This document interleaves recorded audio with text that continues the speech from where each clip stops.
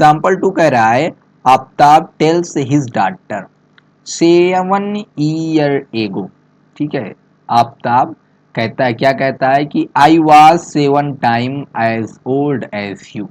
फिर कह रहा है वेयर देन आल्सो, ठीक है, where then also 3 year from now I shall be 3 times as old as you will be by the. इसको कैसे सॉल्व करना है? By the method of substitution. ठीक है, by the method of substitution.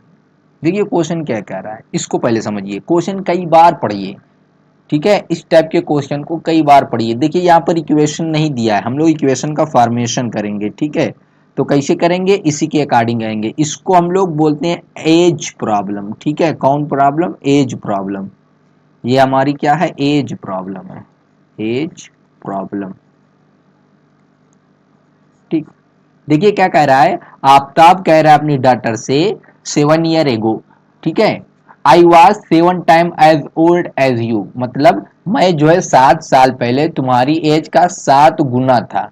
फिर आगे कह रहा है where then also 3 year from now. From now means अब से, अब से, ठीक है, मैं I shall be 3 times as old as you, मैं अब से 3 साल बाद तुम्हारी एज का 3 गुना हो जाऊंगा। ये पजल बता रहा है अपनी डॉटर को, ठीक है, उसको मैथमेटिक्स समझा रहा है कैसे क्या है। ठीक है, कितना खूबसूरत क्वेश्चन है।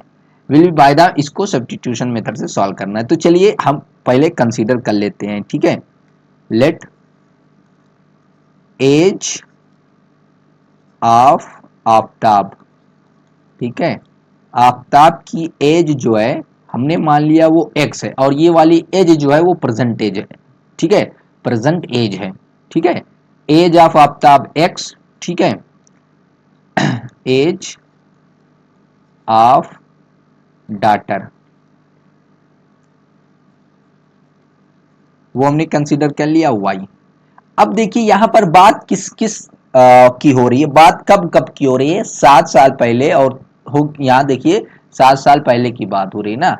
तो हम क्या लिखेंगे? 7 ईयर एगो, as of Aftab 7 year ago.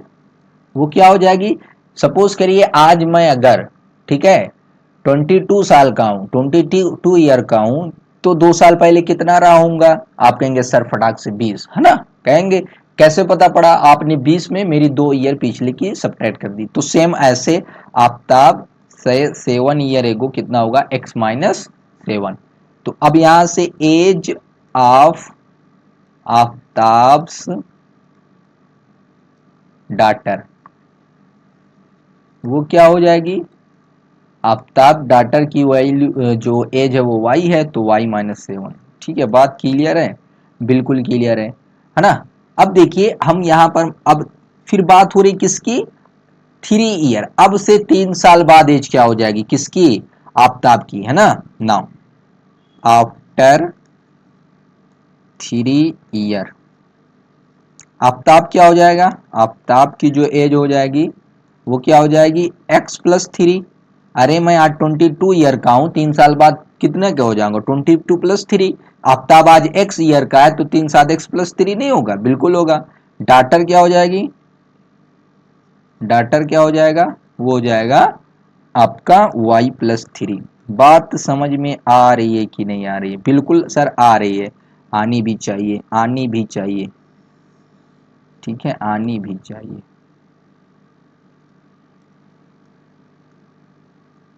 ठीक है, अब देखिए यहां से, अब हम यहां से कंसीडर ये कर रहे हैं,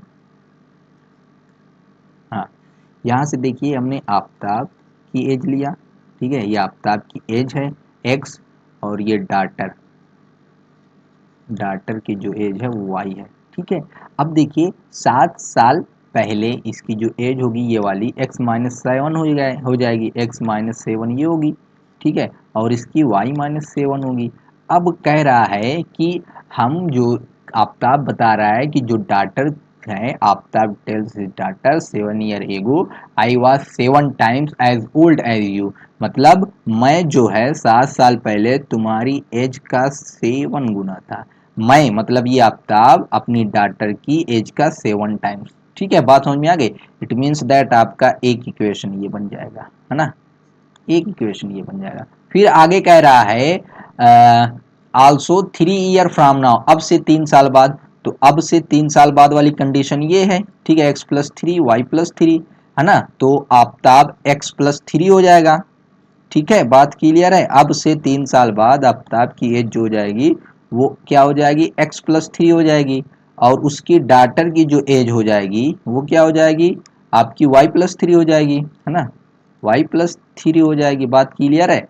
हाँ, तो क्या कह रहा है, कितना हो रहा है, 3 year from now I shall be 3 time as old as you.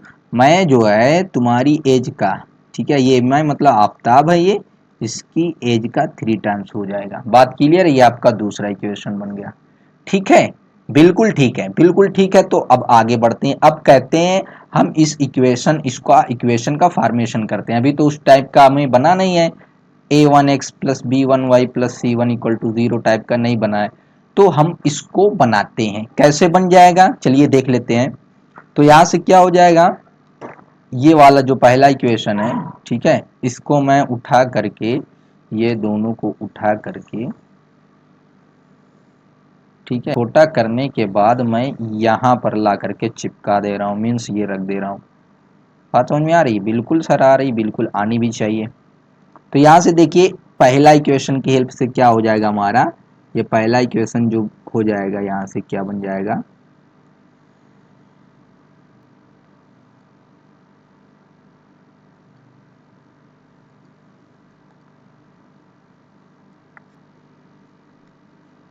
तो यहाँ से देखिए अब मैं इसको यहाँ पर लिख रहा हूँ, क्या हो जाएगा हमारा x-7, ये तो है, ये है, ठीक है। 7 को अंदर मल्टीप्लाई यहाँ करेंगे तो 7y, ठीक है, और ये 7 का हो जाएगा -49 मल्टीप्लाई करने के बाद, ठीक है।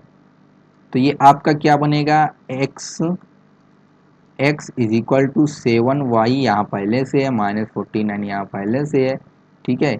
ये आपका इधर जाएगा, पॉजिटिव बना देगा, ठीक है। यहाँ से हमें क्या मिल जाएगा, x=7y, ठीक है, माइनस का मिल जाएगा 42, ठीक है। इसको हम कह सकते हैं x-7y +42 = 0 कह सकते हैं, बिल्कुल कह सकते हैं। इसको इक्वेशन 3 कह दो, ठीक है। अब देखिए यहाँ से इस इक्वेशन से हमें क्या मिलेगा, यहाँ पर x+3 तो ऑलरेडी है, और ये हो जाएगा 3y+9, क्योंकि 3 का यहाँ हमने अंदर मल्टीप्लाई कर दिया। तो x=3y+9 - 3, ये इधर चला गया। तो आप x क्या हो जाएगा आपका 3y+6, ये इक्वेशन 4, ठीक है।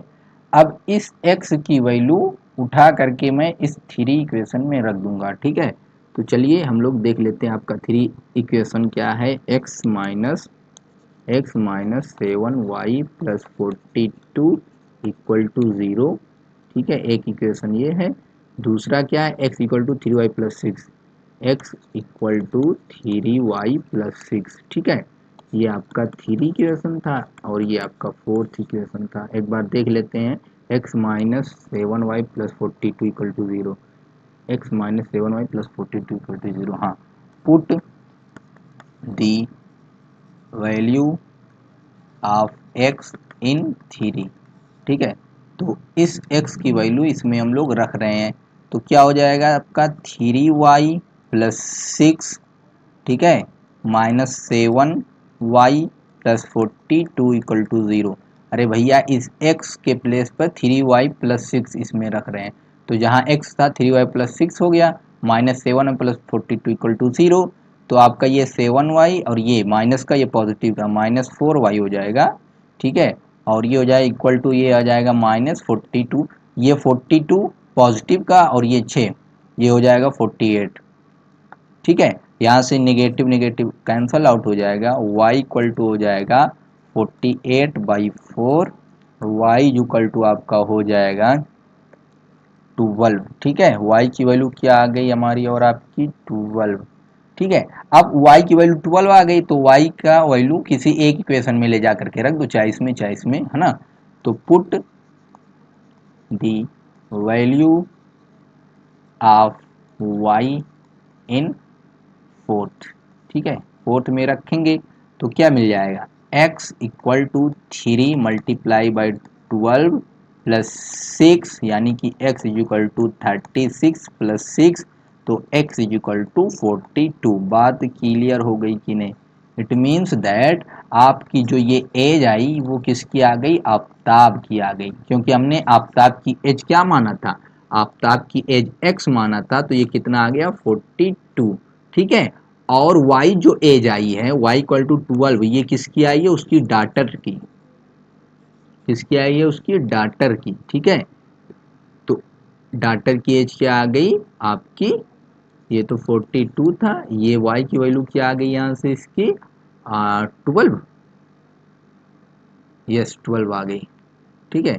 इट इज नथिंग बट 12, ठीक है। तो आपकी यानी कि आफ्ताब की जो परसेंटेज है वो 42 है, ठीक है।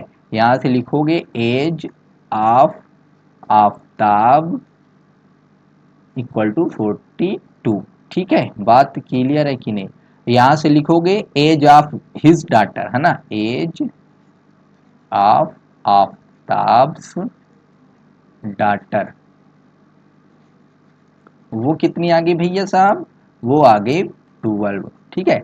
अब अगर कहेगा एज ऑफ आफ्ताब, ठीक है, एज ऑफ आफ्ताब 7 ईयर एगो, तो क्या हो जाएगी, यहाँ से निकाल लो x की वैल्यू, आप 42 रखो, यानी कि यहाँ से निकल के आ जाएगा एज, लिखेंगे एज ऑफ आफ्ताब 7 ईयर एगो, तो 42 माइनस 7, ठीक है, ये जो आएगा वो आपकी एज ऑफ आफ्ताब हो जाएगी, ठीक है। बात क्लियर। और उसकी डाटर की एज हो जाएगी कब, 7 ईयर एगो, तो 12, ठीक है, 12 माइनस 7 इज इक्वल टू 5। बोलिए बात क्लियर है कि नहीं, ये क्या हो जाएगा 5 हो जाएगा, ठीक है। ये इक्वल का साइन है, पेन नहीं चल रही है यहाँ पर, बात क्लियर। अब 3 ईयर एगो क्या हो जाएगी, तो इसमें 12 में ऐड करोगे क्या x की, यानी कि 42 प्लस 3 45 हो जाएगी आफ्ताब की यहाँ से, ठीक है। और इसकी डाटर की क्या हो जाएगी, 12 और प्लस 3, ठीक है, 15 हो जाएगी। It is clear or not, I think everything is clear, ठीक। अब हम फर्दर नेक्स्ट क्वेश्चन की भी बात कर लेते हैं।